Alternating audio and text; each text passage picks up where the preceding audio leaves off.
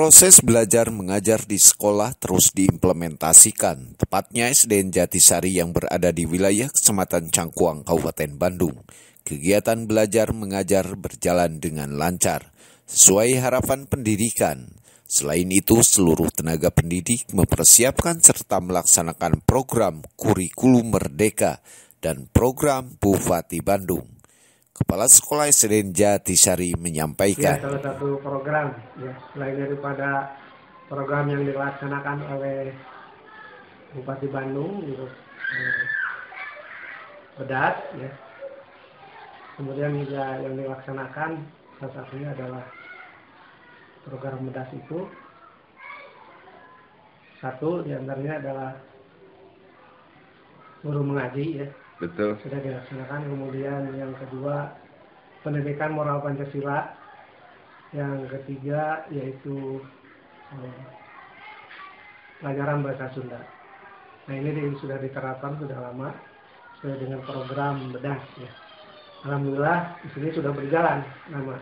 Kemudian juga anak-anak sudah membiasa seperti setiap hari Kamis ngobrol bahasa Sunda karena salah satunya adalah program bedas yang dilaksanakan. Kemudian juga pendidikan moral Pancasila. Nah ini anak-anak di sini sudah bisa dites karena sudah diterapkan pendidikan moral Pancasila. Kemudian juga yang ketiga yang penting adalah jaga tadi ya, selain daripada olahraga pelaksanaan senam bedas ya. Lebih lanjut, Kepala Sekolah menyampaikan kembali bahwa sekolah harus terus-menerus melakukan perubahan-perubahan. Tentunya harus berinovasi dalam meningkatkan mutu pendidikan. Harapannya memang sangat besar ya, selain daripada apalagi sekarang dengan abad ke-21 ini sesuai dengan perubahan-perubahan ya, harus ada inovasi tentu.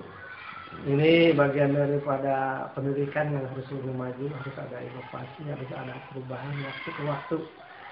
Ya salah satunya kemarin sudah melaksanakan penataran atau bimtek kurikulum merdeka ya. Nah itu adalah salah satu untuk kemajuan pendidikan untuk merubah atau lebih maju lagi. Dari SDN Jatisari, Kabupaten Bandung, Aham Hadas TV mengabarkan.